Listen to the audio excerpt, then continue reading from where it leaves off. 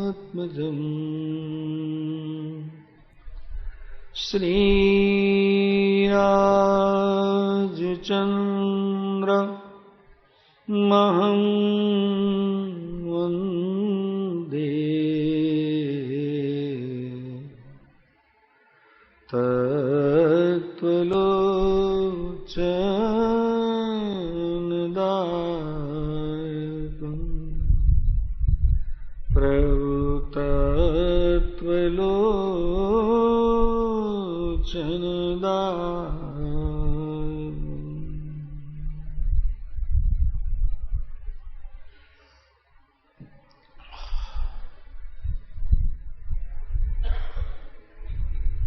કેટલા મણકા સુધી પહોંચ્યા? 108 મણકા મોક્ષ માળાના. કેટલામો મણકો ચાલે?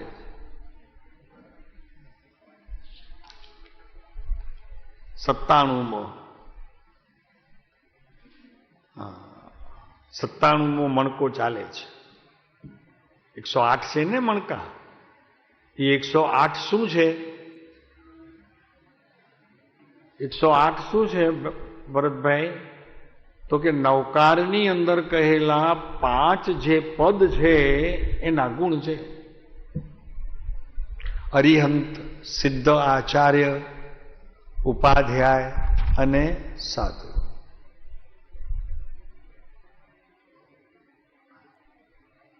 8, 12, 36, 25 ને 28.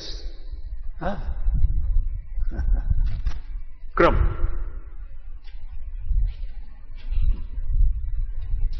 એ 108 અને એ 108 અહીંયા પાઠ અને એના મણકા 108. તો આપણે અહીંયા 97 મણકે પહોંચ્યા છે. હવે તો ખાલી 11 જ દૂર છે. હવે ક્યાં મોક્ષ છેટું છે? મારા પૂરા થશે મણકાના, બસ. પછી બાકી શું રહે?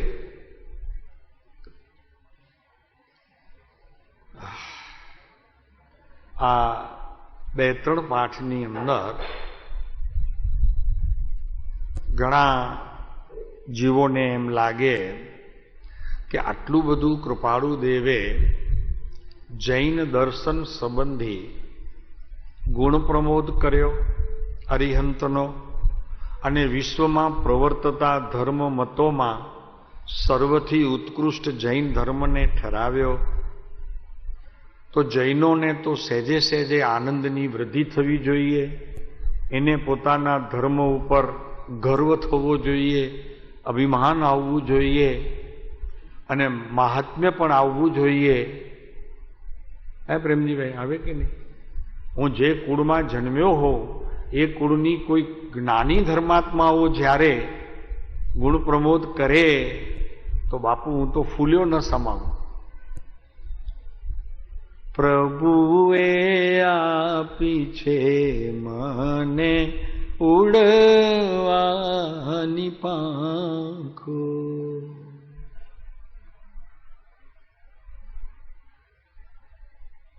આંખ મારી યુગળે ત્યાં રાજ પ્રભુ દેખું, ધન્ય મારું જીવન કૃપા એની લેખું. હર પડે વરસનારો ક્યાંથી બી ખોલો, ક્યાંથી બી વાંચો તો આત્માના ગુણોનું સતત સ્મરણ કરાવે એવા તો જેમના વચનો છે. કેટલી બી ચિંતામાં હોય, ભયમાં હોય, દુઃખમાં હોય, કલ્પનામાં હોય, પણ એ જીવ જ્યારે વચનામૃતનો માત્ર સ્પર્શ થતા તો એ સ્પર્શ ગુણમાં પણ એટલી બધી શક્તિઓ ભરી છે. બીજું કાંઈ ન કહેતા કહીએ છીએ, અનુભવ કરજો, અનુભવ કરજો. ચોક્કસ એનું તમને પરિણામ અને એ પરિણામની અંદર ફળ પ્રાપ્ત થશે.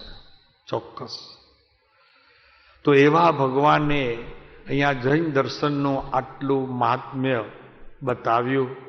સાથે સાથે અન્ય ધર્મ મતો એની જરા વાત પણ દુઃખરૂપ કહી. આપને એમ થશે કે આવું કરવાની જરૂર શું હતી? એની આટલી ટીકા કરવાથી શું અન્ય ધર્મીઓને દુઃખ નહીં લાગે? સ્વાભાવિક છે, લાગે કે અમારા ધર્મને નિંદે અને પોતાના ધર્મને ગુણ પ્રમોદ એટલે વખાણે તો કોઈને પણ દુઃખ તો લાગવાનું. લાગે કે નહીં? આપણા જૈન દર્શનને કોઈ નીંદતું હોય તો આપણને દુઃખ લાગે કે નહીં? જો દુઃખ નથી લાગતું તો સમજવું કે આપણે જૈન દર્શનને સમજ્યા નથી. એક બાળક પડી ગયું, નાનું હતું, 4 વર્ષનું, પડી ગયું, વાગ્યું માથામાં. એટલે ડોક્ટરે ટાંકા પણ આપ્યા, પાટાપિંડી પણ કરી.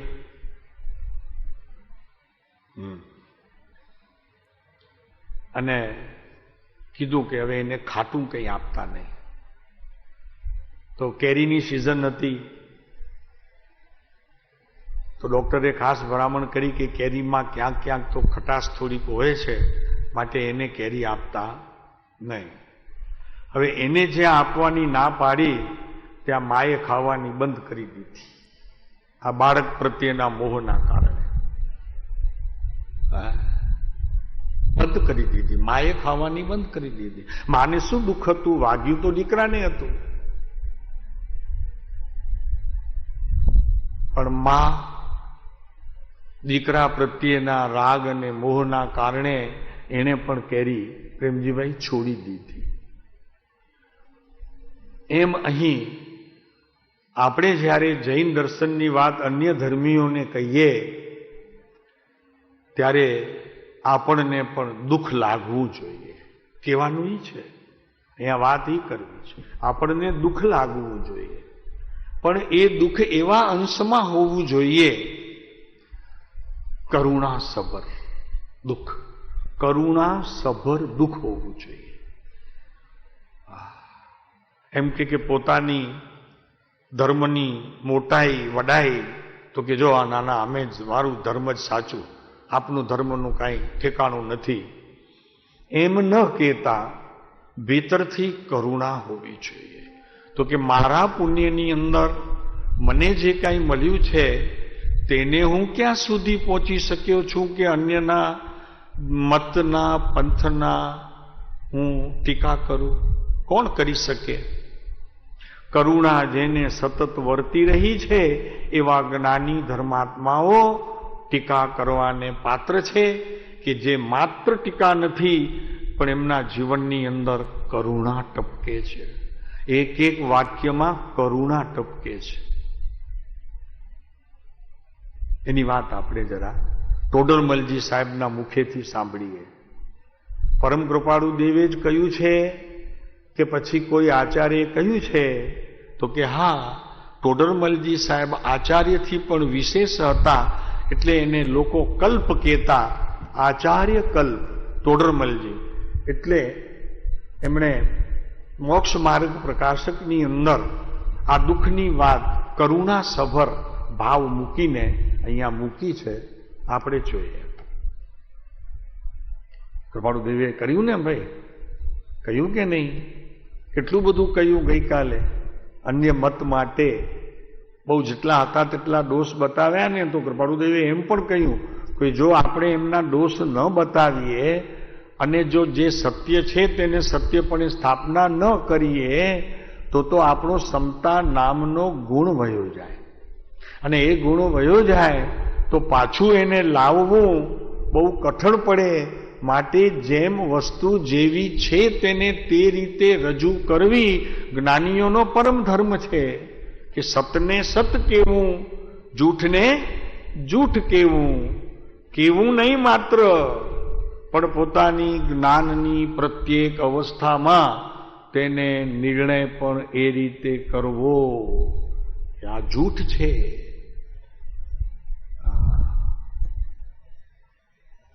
પણ કરુણા સભર હોવું જોઈએ, કોઈને કહેવા માટે નહીં. ભરતભાઈ, કોઈને કહેવા માટે નહીં. તો એની વાત પ્રશ્ન છે, અહીંયા પોતે પ્રશ્ન ઊભો કર્યો છે કે પ્રયોજનભૂત જીવાદી તત્વોનું, જીવ આદિ બીજા 9 તત્વો, 8 બીજા, જીવ સાથે 9. પ્રયોજન એટલે કે એને જાણવું તે પ્રયોજન છે. જેને ધર્મ પામવું હોય, અને અગર સહેજ સાદી ભાષામાં કહીએ તો ધર્મ જેને આચરવું હોય, કરવું તો તોય નથી કહેતા, આચરવું હોય, તો જીવાદી તત્વોનું અન્યથા શ્રદ્ધાન કરતા જેમ 9 તત્વ છે, એમાં એક આશ્રવ તત્વ પણ છે, બંધ તત્વ પણ છે, અજીવ તત્વ પણ છે, આશ્રવના 2 ભેદ પાપ અને પુણ્ય પણ છે. એને જો યથાર્થપણે ન સમજીએ તો મિથ્યા દર્શનનો દોષ લાગે.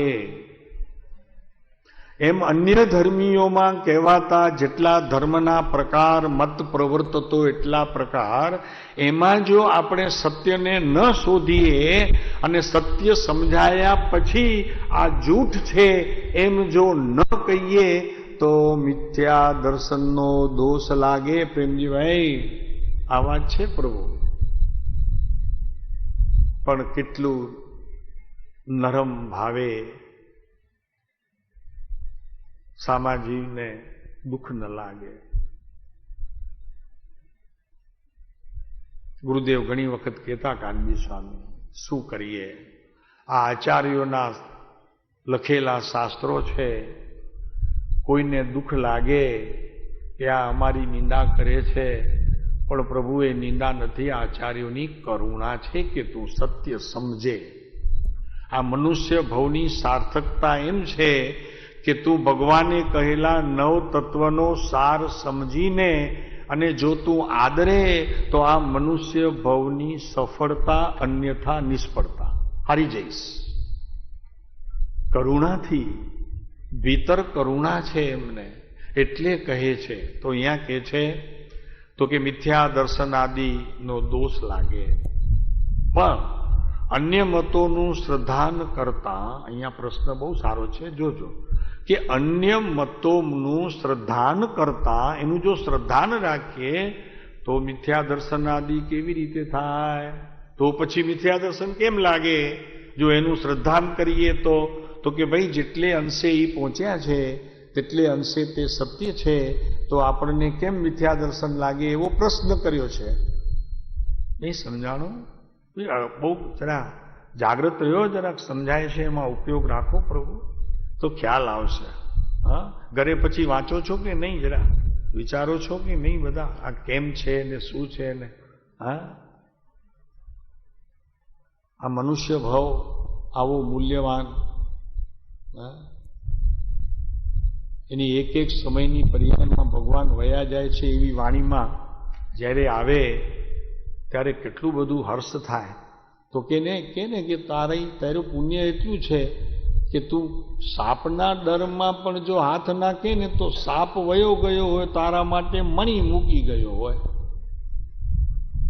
એટલા તારા પુણ્ય છે. હજી શું જોઈએ તને? કયા પુણ્યની વાત કરે છે? તો આટલું તો પુણ્ય છે તારું.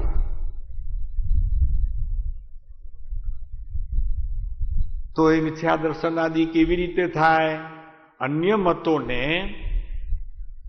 જે કાંઈ પ્રકારે કહેવામાં આવ્યું છે અન્ય મતોમાં, એનું જો આપણે શ્રદ્ધાન કરીએ તો આપણને મિથ્યા દર્શન કેમ થાય? શા માટે થાય? પ્રશ્ન સમજાય છે? નહીં સમજાય તો ઉત્તરમાં આનંદ નહીં આવે. ફરીને એક વખત કહીએ.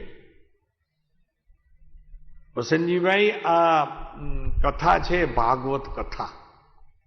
ભાગવત એટલે પોતાનું આત્મા જે તત્વને સ્પર્શીને પર્યાયમાં નિરંતર બેઠું છે એના સંબંધી જે કંઈ કહેવાતી વાત એ બધું ભાગવત સ્વરૂપ છે. પકડીને બેઠી છે. પરિણમનની તમારી સ્થિતિ એ નવ તત્વની આજુબાજુ આંટા મારે છે. નવ તત્વ એ તમારી પર્યાયની આજુબાજુ ચક્કર લગાવે છે અને એને ઉદ્દેશીને કહેવાતું પ્રત્યેક વાક્ય તે ભાગવત કથા છે.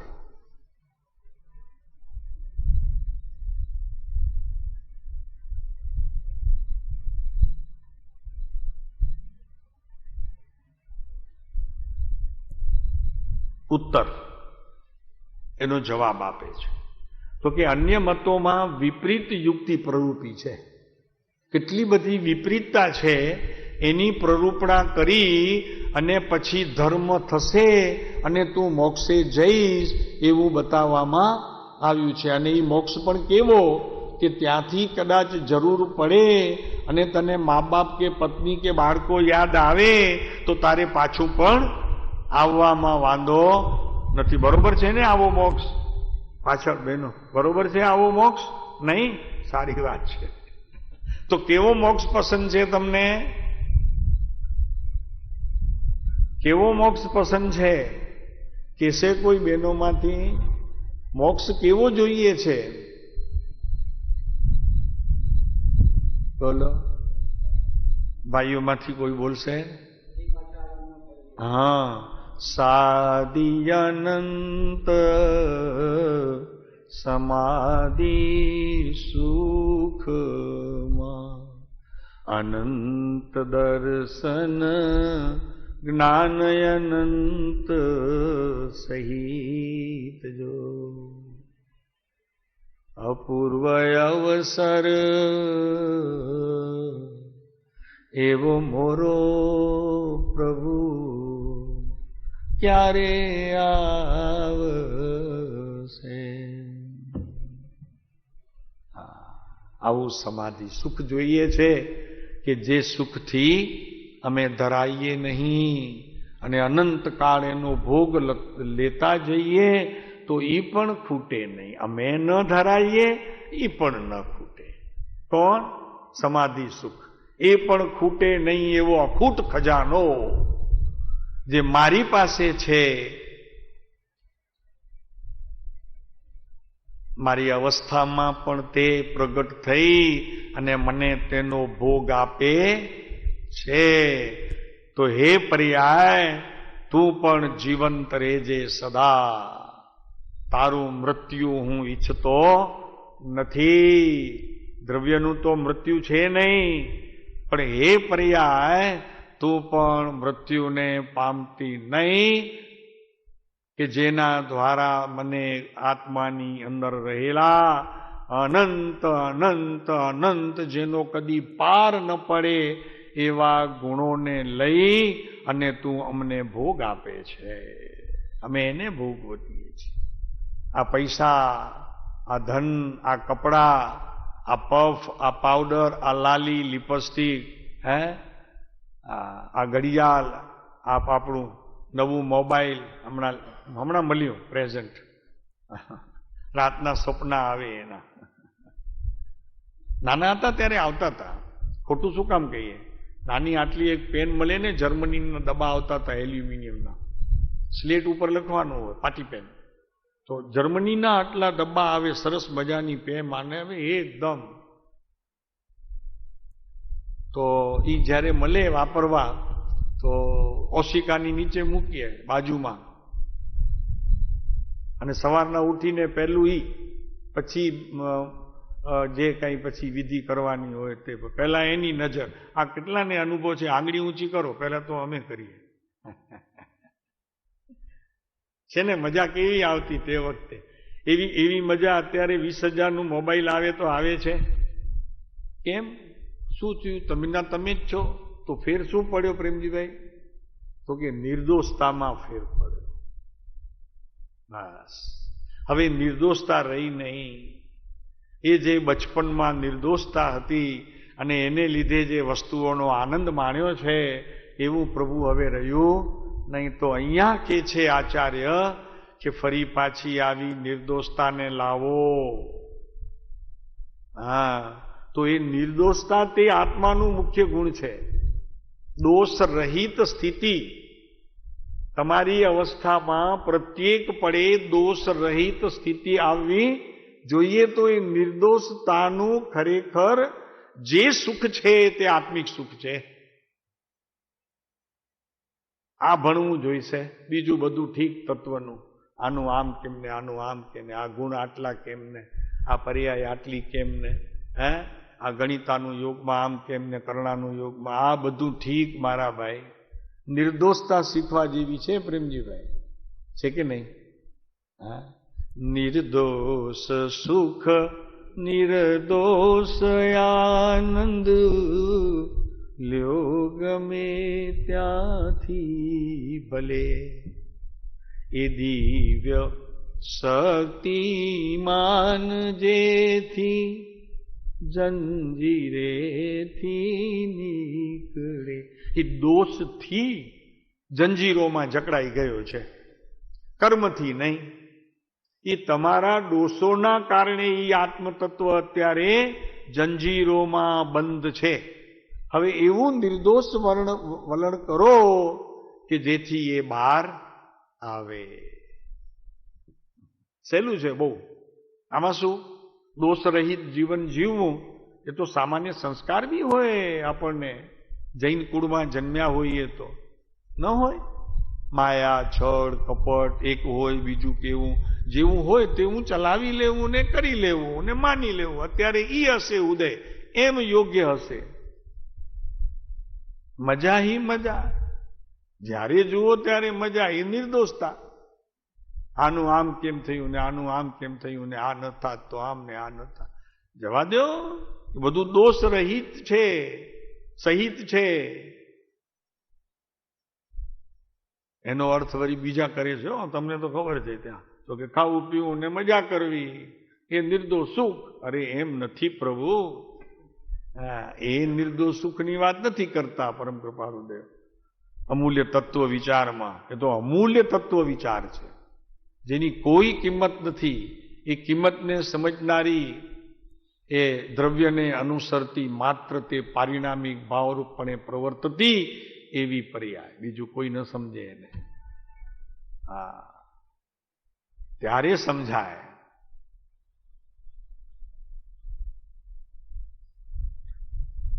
તો અન્ય મતોમાં વિપરીત યુક્તિ પ્રરૂપી છે. પહેલા તો બધી યુક્તિઓ જે ધર્મના નામે બતાવી છે એ તદ્દન ખોટી છે. વિપરીત નામ ખોટી.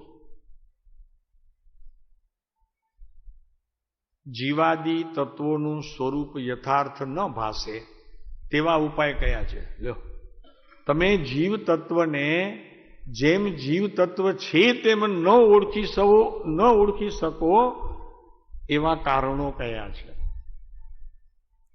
એવા કારણો કયા છે કે જે ખરેખર જેનાથી તમે જીવ તત્વને એટલે આત્મ તત્વને અને બીજા જે કહેલા તત્વો છે એને તમે ઓળખી શકો નહીં? એવી વિપરીત વ્યવસ્થા અન્ય ધર્મીઓમાં પ્રચલિત છે. જો તે શા માટે કર્યા છે?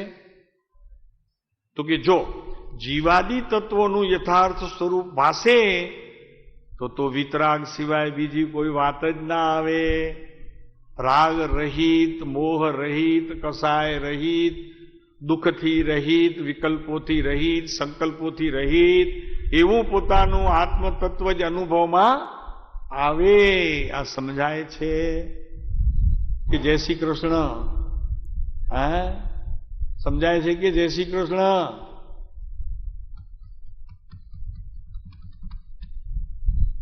બાપુ પુણ્ય છે, કાને તો પડશે, પણ સમજાય એ બહુ મહત્વનું છે.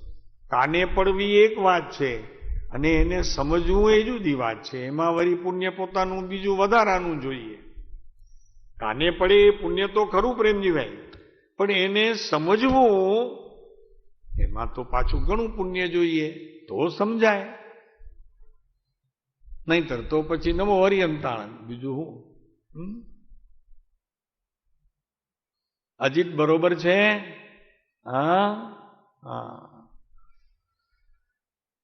તો જીવાદી તત્વોનું યથાર્થ સ્વરૂપ ભાસે. હવે એમને કહે છે કે જે અન્ય મતોની અંદર રાગ અને મોહની પ્રકૃતિઓ કરીને પોતે મોક્ષે જશે એમ માને છે, તો એને કહે છે કે તમે જીવાદી તત્વનું યથાર્થ જો તમે નિર્ણય કરો તો વિતરાગ ભાવ પ્રગટ થાય, અને એ વિતરાગ ભાવ તે મોક્ષનું કારણ છે, અને તમને સમજાશે કે સત્ય શું છે.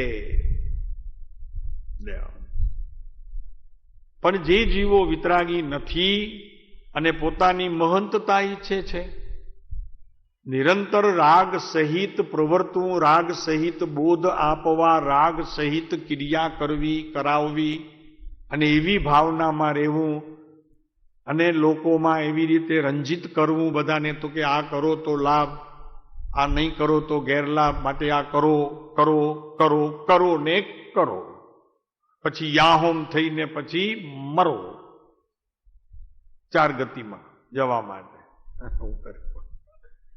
નહીં રામ રામ રામ રામ રામ એમાં મરા આવી જાય કે ના આવી જાય, પણ ક્યાં મરે છે? ખરેખર તો રામ રામની રચના છે ને એટલા માટે છે. રામ રામ રામ રામ રામ મરા મરા મરા મરા મરા ક્યાં મરે છે? સંસારમાં તો જીવંત ઉભો છે એ જીવ. એને એનો અર્થ એ છે રામનો, રામે નામ પણ સમજીને પોતાનું રાખ્યો કે હું ભગવાન થવાનો છું, તો આ રામ મંત્રમાં મરા મરા પણ છે, એટલે કે સંસારથી મરી જાઓ તો એક હું ઊભો રહીશ આત્મા રામ. પણ એ પછી ભાવ નથી પકડાતો, અને મરવું પણ નથી. સંસારમાં મરાય? હાલું બધું જોઈએ છે, શું નથી જોઈતું? બધું જોઈએ છે. એક વસ્તુ જતી નથી કરવી, અને જાય તો એનો એટલો દુઃખ લાગે કે એને મેળવવા, મેં આકાશ પાતાળ એક કરે મેળવવા માટે. તો જીવો વિતરાગી નથી અને પોતાની મહંતતા ઈચ્છે છે. તેઓ સરાગ ભાવ હોવા છતાં પોતાની મહંતતા મનાવવા માટે કલ્પિત યુક્તિ વડે અન્યથા નિરૂપણ કરે છે. પોતાની મોટાઈ બતાવવા માટે, પોતાને સંત તરીકે પૂજાવા માટે સંખ્યાબળ વધારે, અને એ સંખ્યાબળમાં કલ્પિત યુક્તિઓ બધી બતાવે કે તમે આમ કરજો ને તમે તેમ કરજો ને. આ પાઠ વાંચજો 493, 3 વખત વાંચજો તો સંકિતની નજીક પહોંચશો. 493 શું? 493 6 પદનો પત્ર. હા, એ વાંચો તો તમે સંકિતની નજીક, પહેલું ચરણ. પછી બીજી વખત વાંચો તો મધ્ય 6ઠે 7મે ગુણસ્થાનકે, અને ત્રીજી વખત વાંચો તો લગભગ તમને 12મું પ્રગટી જશે. પછી એ કયું 12મું હોય ખબર નથી, કોઈ ઘરમાં ગુજરી જાય તો એનું એ 12મું હોય.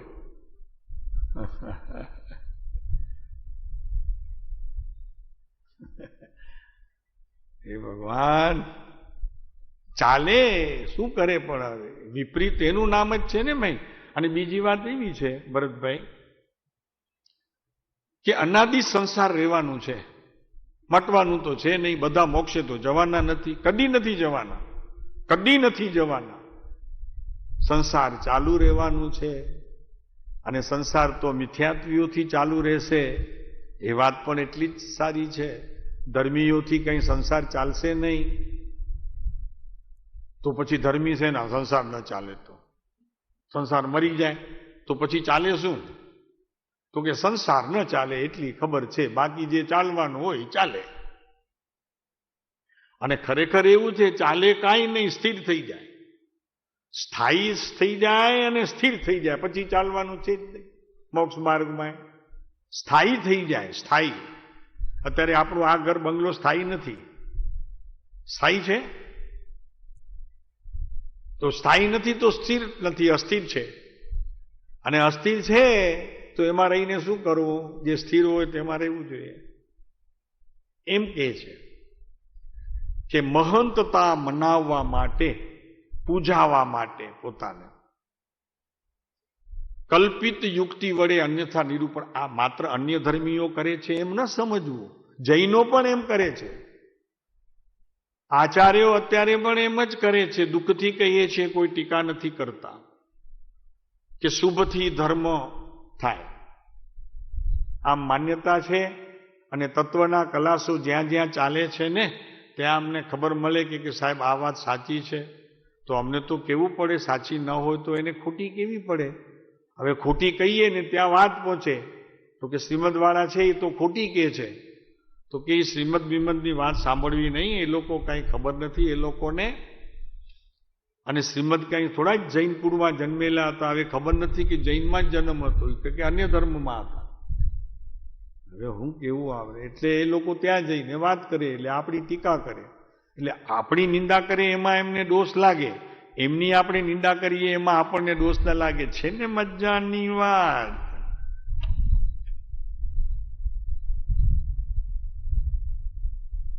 હા, બરોબર પાકી કેરી આપણે બરોબર કાપીએ તો ખટાશ ક્યાંથી આવે?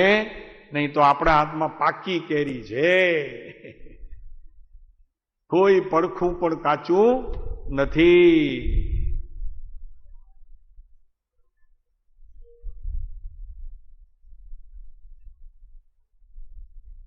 તેઓ સરાગ ભાવમાં હોવા છતાં પોતાની મહંતતા મનાવવા માટે કલ્પિત યુક્તિ વડે અન્યથા નિરૂપણ કરે છે.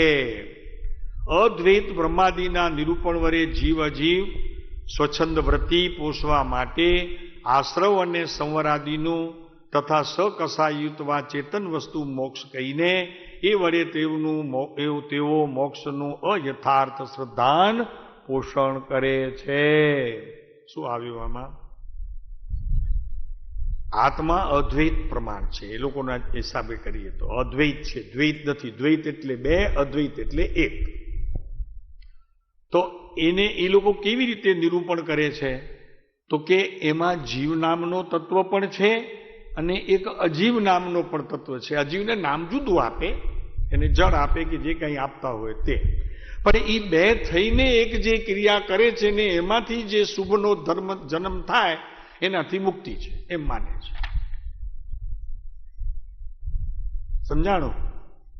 આ શરીર જે છે એને એક વખત છોડી દીધું, એને સારી વાત કરી કે શરીરને છોડી દીધું, પણ પોતાને ઉત્પન્ન થતા ધર્મ સંબંધીના જે કાંઈ શુભ વાક્યોને શુભ કરણી એટલે કે ઉપવાસ, યાત્રા, દાન, બ્રહ્મચર્ય, શાસ્ત્ર અભ્યાસ, એ બધું જે કાંઈ કરાય તો એ જે કરાય છે એ ધર્મમાં જાય છે અને એનાથી મોક્ષ મળે છે.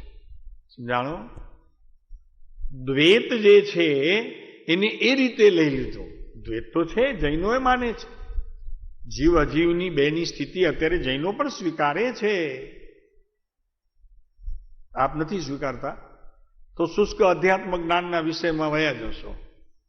અજીવ તત્વ છે, ઉદ્ગલ નથી, પણ અજીવ તત્વ તો છે. એક જગ્યાએ શાસ્ત્રમાં અજીવને પૂતગલ પણ કહી દીધું. એ પૂતગલ કોના માટે છે? કે જેને આત્મદર્શન પ્રાપ્ત કર્યું છે, છઠ્ઠે સાતમે ગુણસ્થાન કે મુનિવરો જીલે છે, એને અહીંયા અજીવ તત્વ પૂતગલ રૂપે લેવાની વાત શાસ્ત્રોમાં ભલામણ કરી છે. સમજાય છે? આપણું સાલું કેમ સમજવું આને? હજી એક વાત સમજાય ન સમજાય ત્યાં તો બીજી વરી આવી ઉપર ચડી પડે. હા પ્રેમજીભાઈ, હું કરું પણ આમાં હજી ઓલી તો સમજાણી નહીં પૂતગલની, ને પાછી અજીવની વાતમાં પાછો ફેર.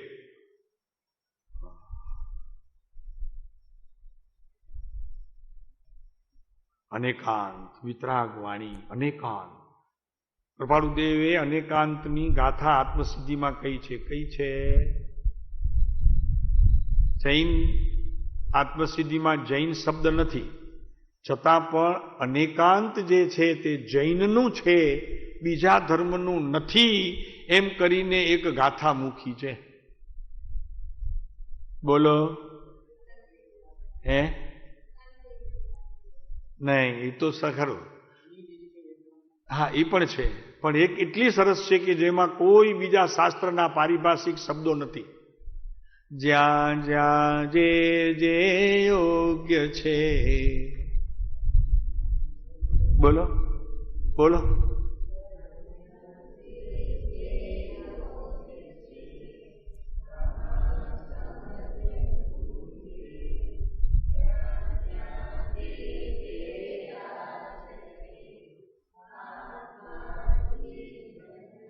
શાસ્ત્રમાં ક્યાંક રાગ સંબંધીનો કે દ્વેષ કે કસાયો સંબંધીનો આત્મા કરે છે, એનો આત્મા કરતા છે એમ કરીને જ્યારે કહેવામાં આવે તો તેને એકાંત ન પકડતા એ અનેકાંત છે એમ પોતાના જ્ઞાનમાં નિર્ણય થઈ જવો જોઈએ.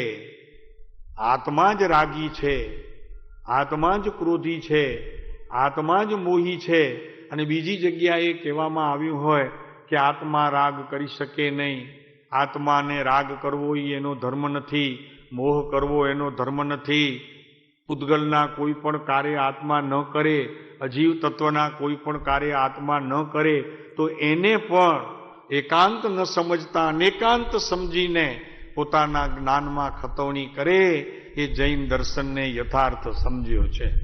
ઓહો ભરતભાઈ, જો આ વાત છે. એમ કરીને પુરવાર કર્યું શાસ્ત્રમાં, તો કે રાગ જે છે તો રાગ પોતાને જાણતો નથી.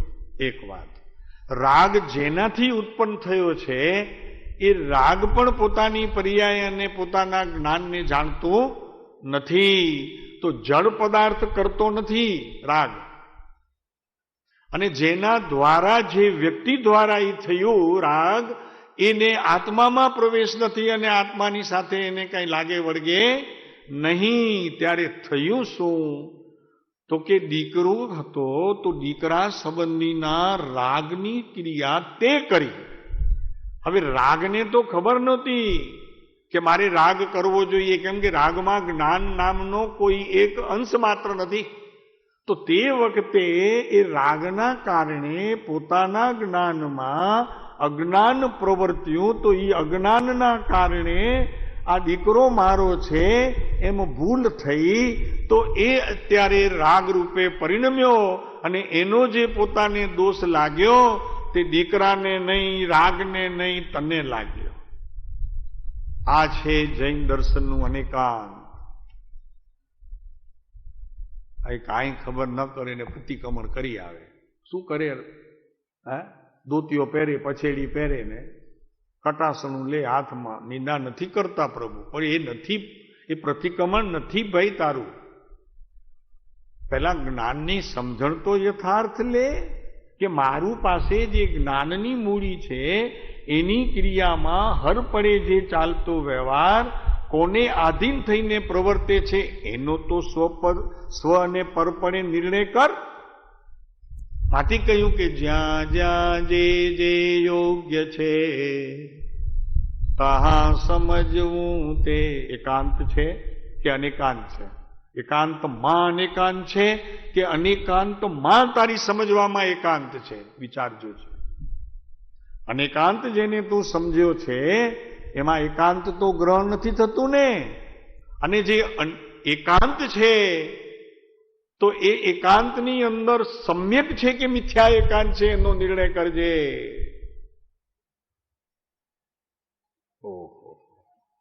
હલો, અત્યાર સુધી તો બધું ગયું ને. આ ઉંમર 65, 60, 70 બધા એમને એમ ગયા જૈન દર્શનના.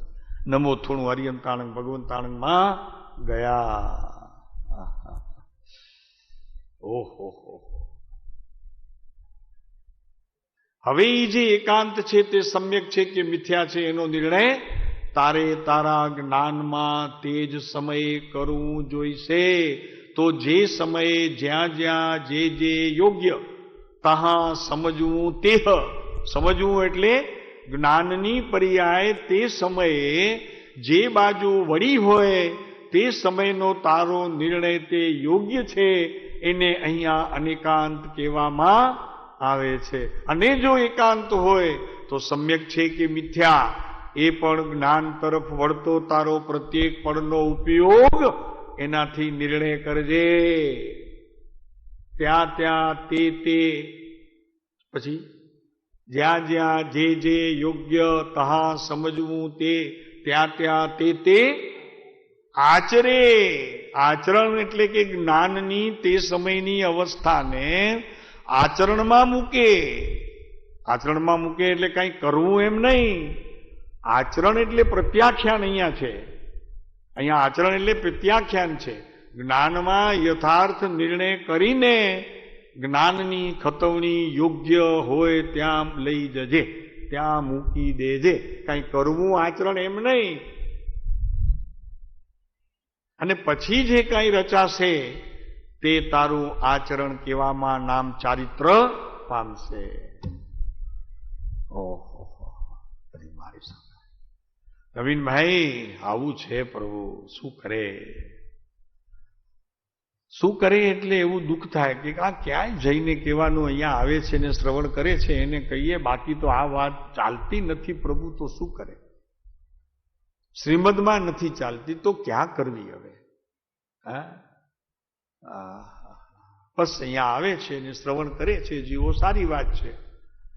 એટલું હજી કૃપાળુદેવનું પુણ્ય છે કે એમની વાત આ રીતે હજી બહાર તો આવે છે. કૃપાળુદેવનું પુણ્ય, આપણું તો શું બાપુ, કે એમના વચનો હજી લોકો શ્રવણ કરે છે તો એમનું પુણ્ય તપે છે એમ કહેવામાં આવે. પછી કૃપાળુદેવે મૂક્યું કે સત્પુરુષોનું યોગ બળ જગતનું કલ્યાણ કરો. ત્યારે એ શબ્દનું મહાત્મ્ય સમજાય.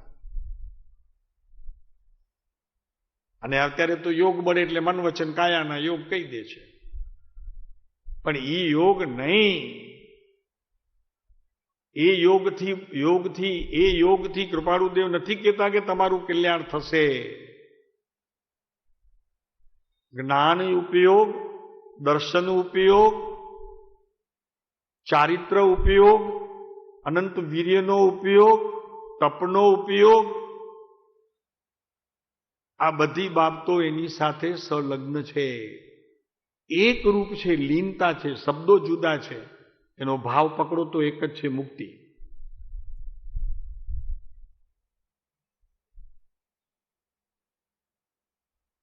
જો ભરત આવું છે પ્રભુ, શું કરે હવે? અહીંયા તો જે છે તે છે. એટલે કે છે કે ચેતનવત અચેતનવત મોક્ષ કહીને એ વડે તેઓ મોક્ષનું અયથાર્થ શ્રદ્ધાન પોષણ કરે છે. આને તો અચેતન તત્વમાં મુક્તિ છે એમ કે છે. ચેતન તત્વની મુક્તિની વાત જ નથી. જીવ મોક્ષ જાય છે એ વાત પણ જ્યારે જૈનોના આચાર્યો કરે છે ત્યારે મારા પ્રભુ એમ કે છે, મારો પ્રભુ એમ કે છે કે મોક્ષ થતો નથી, મોક્ષ સમજાય છે. અહીંયા જરાક મારું કહી દીધું. આપને દુઃખ લાગે તો એક રોટલી વધુ ખાજો, બીજું શું કરીએ? બીજું શું કહીએ? એક રોટલી વધુ ખાજો. પરમ કૃપાળુદેવનું એક વાક્ય છે કે જીવનો મોક્ષ થતો નથી. લ્યો તો પછી ઉપાધિ શા માટે કરવી આટલી બધી?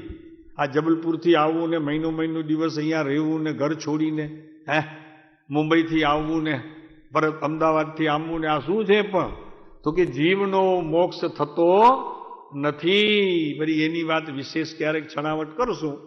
અત્યારે આટલું ઘણું છે, હવે આટલું સમજાય તોય ઘણું. પણ મોક્ષ સમજાય છે. હવે જે સમજાય છે તે થયું બરાબર છે, એ પામ્યો બરાબર છે. થઈ મોક્ષ સમજાયો ને તે થયું બરાબર છે, પામ્યો બરાબર છે. જીવનો મોક્ષ થતો નથી.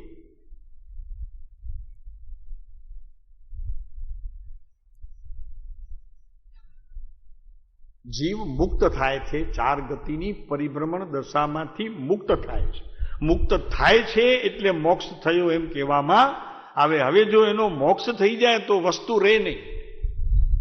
મોક્ષ થઈ ગયો, હવે શું? તો કે તત્વ તો ન રહે પણ વસ્તુ પોતે આત્મા જ ન રહે. સમજાણું? એનો અર્થ ઈ નીકળે. પણ એમ છે નહીં. કેમ કે જો ઈ વસ્તુ વહી જાય તો દ્રવ્યના જે ગુણ છે, વસ્તુત્વ, અસ્તુત્વ, પ્રમેયત્વ, આ બધા ગુણોનો નાશ થઈ જાય. અને ગુણોનો નાશ થઈ જાય તો મોક્ષ કોનો થયો કહેવાય? માટે એ બધું સમજાય છે. સમજ પીછે સબ સરળ હૈ. આ સમજવાનું છે. ધર્મ સમજવાનું હોય છે, ધર્મ કરવાનું હોતું નથી. અને જે કંઈ કહે છે કે ધર્મ કરો કરો કરો, એ ધર્મને હજી સમજ્યા નથી. કેમ કે આત્માને ઇન્દ્રિયો નથી. કરે કોણ? આત્મા તો અતિન્દ્રિય જ્ઞાનનો વિષય છે. એમાં કરવાનું શું? એને કહીએ તું તિલક કર, તો તિલક કરવા જેવો એ નથી. એ તો ઇન્દ્રિય નથી. એક તો અચ્છા ઇન્દ્રિય નથી. અરે રૂપી નથી, અરૂપી પદાર્થ છે ભાઈ, અરૂપી પદાર્થ છે. તો કરશે કોણ? એ વિચાર કરો. હવે કરશે કોણ? જ્યારે કરવાની વાત આવે તો કરશે કોણ? તો કે પૂતગલ કરશે. અને એની સાથે અજીવ તત્વ ભળેલું હશે. તો એ અજીવે પણ દુઃખનું કારણ આત્મા માટે, અને પૂતગલ તો 100% દુઃખનું કારણ. ઠીક, લ્યો પાપ પુણ્યમાં આશ્રવમાં આવ્યા, તો કે આશ્રવ તત્વ રે ને, તો આશ્રવ તત્વ તો બેને અનુસરતો છે, પાપ અને પુણ્ય, તો કે એ નકામું, કામ ના આવે. અરે ભાઈ, બંધ તત્વ એને તો બાજુએ અડસેલી જ, પણ બંધ તત્વ કેમ છે એની સમજણ વગર તું બંધને કાઢીશ કેવી રીતે? તો કે સાહેબ સંવર દ્વારા. પણ સંવર એટલે શું? કાંઈ ખબર પડે? અને આ બધા જૈનના બહુ સામાન્ય શબ્દો છે કે જે ખરેખર બાળપોથીમાં હોય ને, જૈન દર્શનની બાળપોથીમાં એને બધું આ અભ્યાસરૂપ છે. આપણે અહીંયા બેઠા છીએ 60 વર્ષ ને 65 વર્ષના, ને અભ્યાસરૂપ તો હજી બીજું આગળ છે. આ તો ખાલી હજી આપણે કહીએ ને ગુજરાતીમાં બાળપોથી. હા, પહેલી ચોપડી પણ નહીં, બાળપોથી. બાળપોથીથી પછી પહેલી આવતી હતી. તમે શું કહો? નર્સરી? આ નર્સરી છે. લ્યો, હવે નર્સરીની ખબર ન મળે અને છઠ્ઠ આઠમ કરે એમાં ધર્મ માને કાંતિભાઈ, અને મોક્ષ માને. અને ઓલા વિચારા કે છઠ્ઠ કરો ને પાલિતાણાની યાત્રા કરો, તો પણ યાત્રા કોણે કરી એ તો વિચાર કર. યાત્રા કરનારો કોણ હતો? આત્મા હતો કે પૂતગલ હતો? હવે આપ કહેશો પૂતગલ હતો, અજીવ હતો, આત્મા હતો, કોણ હતો યાત્રા કરનારો? ભરતભાઈ, પ્રેમજીભાઈ, વિચારો, આપ કયો જરા, એ કોણ હતો? જેણે યાત્રા સમેત શિખરની કરી, શેત્રુંજયની કરી, ગિરનારની કરી, એ હતો કોણ? 9 તત્વમાંથી બોલો. 9 તત્વમાં કયું તત્વ હતું? કહી શકશો કોઈ અમને? કે ને વાંધો હજી બોલો. બંધ તત્વ ન હોય. બંધ તત્વની વ્યાખ્યા જુદી છે. એટલે હવે તમે બંધ તત્વ કહો છો તો અમે પૂછીએ છીએ કે કોને બાંધશે તે? જીવને કે પૂતગલને? અજીવને કે આશ્રવને? આશ્રવને કે પછી સંવરને? કોને બંધ કોને પડશે? અટપટો પ્રશ્ન છે આ ભરતભાઈ. ભાઈ કહી દઈએ, તમને નહીં ખ્યાલ આવે પ્રભુ. આ યાત્રા જવું પાલિતાણા કે સમેત શિખર કે જૂનાગઢ, એ 9 તત્વમાંનું કોઈ તત્વ નથી. આ કોઈ તત્વનું કાર્ય નથી. માત્ર વિકલ્પ. મારે યાત્રાએ જવું છે એ વિકલ્પ છે, અને વિકલ્પ છે તો તે અજ્ઞાનથી તેનું જન્મ થયું છે. તો એ અજ્ઞાન છે, અને અજ્ઞાન કોઈ તત્વ નથી, વિકલ્પ છે. અને જ્યાં વિકલ્પ હોય ત્યાં ધર્મ હોઈ શકે નહીં. પ્રેમજીભાઈ જરા વિચારો. 9 તત્વમાં તો કોઈ તત્વ નહીં, એક વિકલ્પ. અને વિકલ્પ એ કોઈ 9 તત્વમાં નથી. અને વિકલ્પને ધર્મ માનવો એ ધર્મ નથી. બરોબર છે પ્રેમજીભાઈ? એકદમ.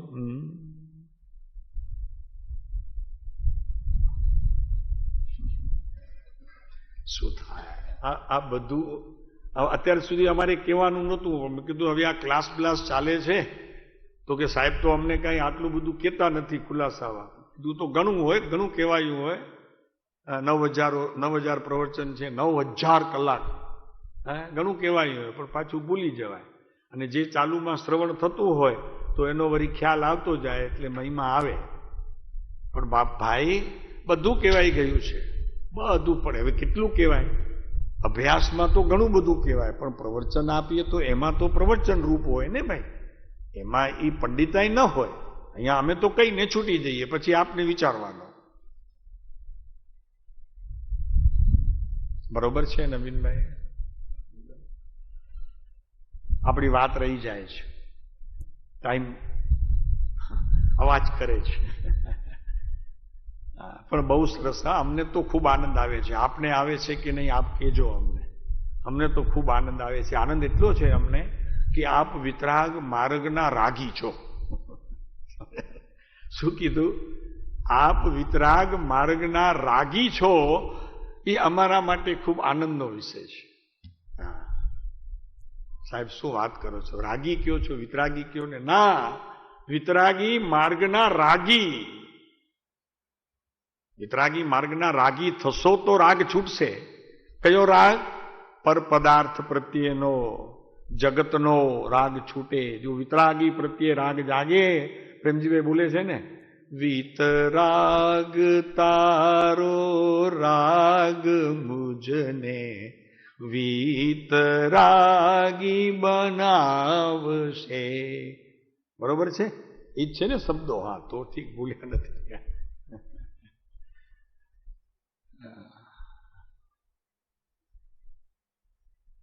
સર બહુ આનંદ છે, હો, બહુ આનંદ છે. તો અહીંયા કે છે કે એ વડે જીવ અજીવનું સ્વચ્છંદ વૃત્તિ, આમાં તો સ્વચ્છંદ વૃત્તિ આવે, તો અયથાર્થપણું પોષણ કરે છે. મોક્ષનું અયથાર્થપણું એટલે ખોટાપણું, જૂઠો મોક્ષ બતાવે, મોક્ષમાંથી પાછા આવે. એવો મોક્ષ અમને નથી જોઈતો નહીં, માન્ય જ નથી. પેલા તો જ્ઞાનમાં જ જોવાની વાત તો ક્યાં, એવું તો અમારી જ્ઞાનમાં માન્ય જ નથી.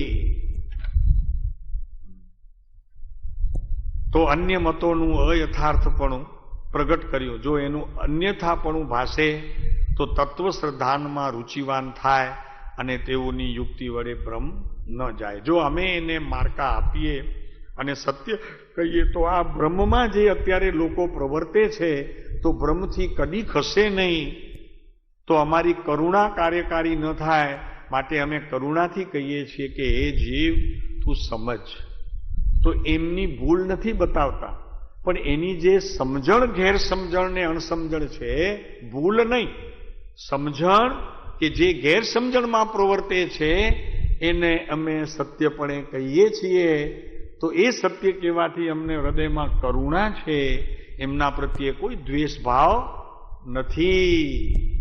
અને એ જો નથી કહેતા તો અમને મિથ્યાત્વનો દોષ લાગે છે, જે અમને મંજૂર નથી.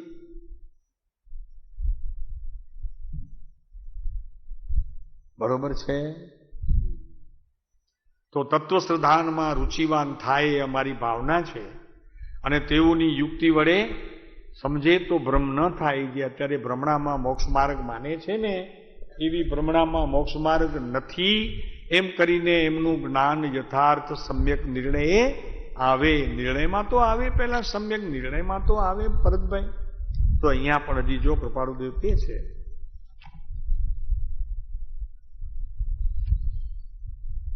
શું કે છે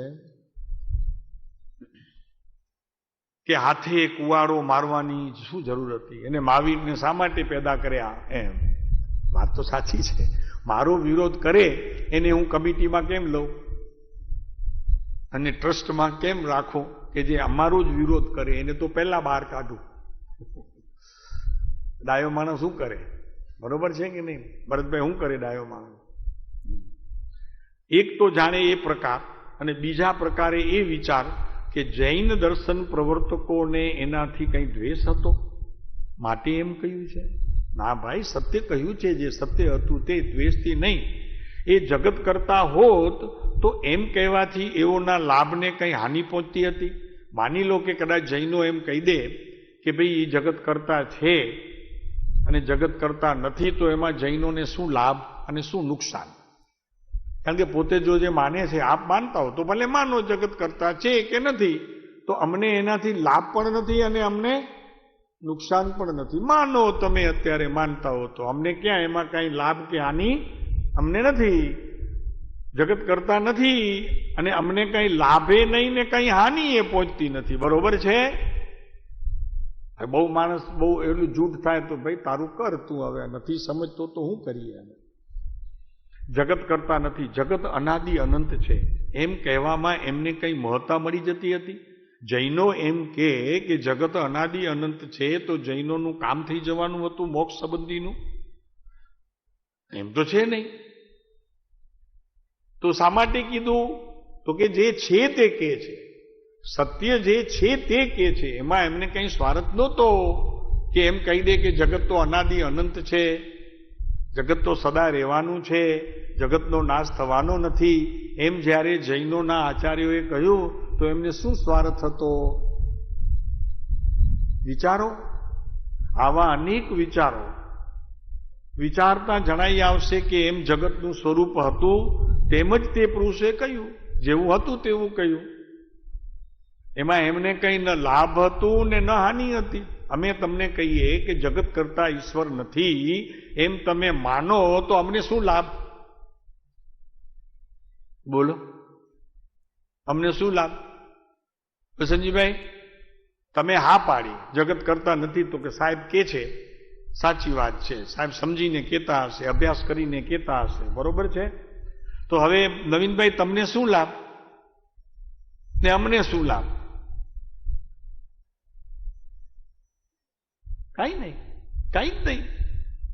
કેમ કહેતા નથી? કાંઈ જ લાભ નથી. માત્ર કહેવાથી કાંઈ લાભ નથી. જીવનમાં એવો ભાવ પરિણમવો જોઈએ. દરેક કાર્યની અંદર ભગવાનને ઊભો રાખી અને ભગવાનને કાં તો દોષિત ઠેરાવીએ અને કાં તો ભગવાનને અભિવાદન કરીએ. એ બંને કાર્યો ખોટા છે. તમે એમ જો માનો તો સારી વાત છે, બાકી અમને ન કાંઈ, અમને એનાથી લાભ છે ને ન તમને કાંઈ લાભ છે. લાભ તો છે કે આને સત્યપણે તમારા જીવનની અંદર પૂરેપૂરા ઉતારી દો તો થાય, બાકી નહીંતર ન થાય. નહીંતર તો નહીં તમને લાભ ને નથી અમને લાભ. તો જગતનું સ્વરૂપ હતું તેમજ તે પવિત્ર પુરુષોએ કહ્યું છે, એમાં ભિન્ન ભાવ કહેવા એમને લેશ માત્ર પ્રયોજન નહોતું. એનાથી જુદું શા માટે કે સૂક્ષ્મમાં સૂક્ષ્મ જંતુની રક્ષા જેને પ્રતીત કરી છે, પ્રણીત કરી છે. જૈન દર્શન તો નાનામાં નાના જીવને પણ ડૂબવવો નહીં, તો પછી મનુષ્ય જેવો મનુષ્ય એને પોતાના ધર્મની વાતને લઈને અમે શા માટે દુઃખ આપીએ? સમજાય છે? ખ્યાલ આવ્યો ભાઈ? અમે કોઈ કીડીને મારતા નથી, કોઈ બીજા જીવને દુઃખ પહોંચાડતા નથી. તો ધર્મના નામે મત જ્યાં તમારો પ્રવર્તે છે એને અમે જૂઠ કહીને તમને શા માટે દુઃખ આપીએ? અમે કોઈ કીડીને અમે દુઃખ નથી આપતા. પાણી પણ ઘારીને પીએ છીએ. 4 ઘારણે પાણી ગાળીને પીએ છીએ. એવા કોઈ સૂક્ષ્મ અને બાદર જીવોને અમે દુઃખ નથી આપતા. તો તમે તમારા જેવા મનુષ્યને દુઃખ આપીએ, અમે ખોટું કહીએ, દુઃખ થાય તમને એવું કહીએ? એક રજકણથી કરીને આખા જગતના વિચારો જેણે સર્વભેદે ગયા છે જોયું? એક પરમાણુના 2 ટુકડા ન થઈ શકે એવો પરમાણુ વૈજ્ઞાનિકો તો ભાવિમાં કદી પણ જોઈ શકશે નહીં. એવું ભગવાને જોયું, સૂક્ષ્મ ભેદે જોયું અને એને પરિણામ તો જોયો. અત્યારે પ્રેમજીભાઈ કહેતા હતા કે સાહેબ ત્યાં સુધી પહોંચી ગયા એ લોકો. હમણાં હતું ને 15 દિવસ 10 દિવસ પહેલા અણુને જોઈ લીધું, એ લોકોએ છૂટો પાડી લીધું. મેં કીધું એ અણુમાં તો હજી કોને ખબર કેટલા અણુ હશે. સમજાણો? શું હતું? હા, એ હતું ને. તો એમાં તો હજી કેટલા હતા જે ભગવાને નજરે જોયા ને એને પરિણામ તો જોયો. હા, તો એવો ધર્મ જૈન શા માટે કોઈને દુઃખ લાગે એવું કે? તેવા પુરુષોના પવિત્ર દર્શનને નાસ્તિક કહેનારા, જો અમને નાસ્તિક કહે છે તો અમને દુઃખ નથી લાગતો, કારણ કે અમે તો નક્કી કર્યું અમે નાસ્તિક જ છીએ. આપે નક્કી કર્યું? આપણે નક્કી કર્યું અમે એ લોકો નાસ્તિક આપણને કહે છે તો આપણે સ્વીકારી લીધું ને. કાલે તો સ્વીકારી લીધું કે આપણે નાસ્તિક છીએ. આપે સ્વીકાર્યું બધાએ નાસ્તિક છો ને આપ? આસ્તિક સમ્યક દર્શનને પ્રાપ્ત કરે એને ભય ન હોય જીવનમાં, એ આસ્તિક. આપને ભય છે જોઈ લેજો. જો ભય લાગતો હોય તો આપ નાસ્તિક છો, આસ્તિક નથી. આસ્તિકને ભય ન લાગે. ભય લાગે છે? લાગે છે તો નાસ્તિક. નાસ્તિક એટલે ભગવાનમાં નથી માનતા તમે એમાં. તો અહીંયા અમે ઘર બાંધ્યા અને અહીંયા રહીએ પછી હું આવી વાત છે પ્રભુ. કેમ કે અનંત નયોએ અને અનંત નિક્ષેપે અને અનંત ભેદોએ જૈન દર્શનની વ્યાખ્યા કહેવામાં આવી છે. હવે એ વ્યાખ્યાને સર્વ પડખેથી આપણે જ્યાં સુધી વિચારી ન શકીએ અને આપણા જ્ઞાનમાં સ્થાપિત ન કરીએ ત્યાં સુધી સમ્યક દર્શનની ભૂમિકામાં આપણો પ્રવેશ હોતો નથી. આત્મજ્ઞાન ન થાય, અને જો આત્મજ્ઞાન ન થાય તો મનુષ્ય ભાવ નિષ્ફળ જાય, અને મનુષ્ય ભાવ નિષ્ફળ જાય તો ચાર ગતિનું પરિભ્રમણ થાય, અને પાછું દુઃખ દુઃખ દુઃખ અને દુઃખ. ઓમ શાંતિ શાંતિ.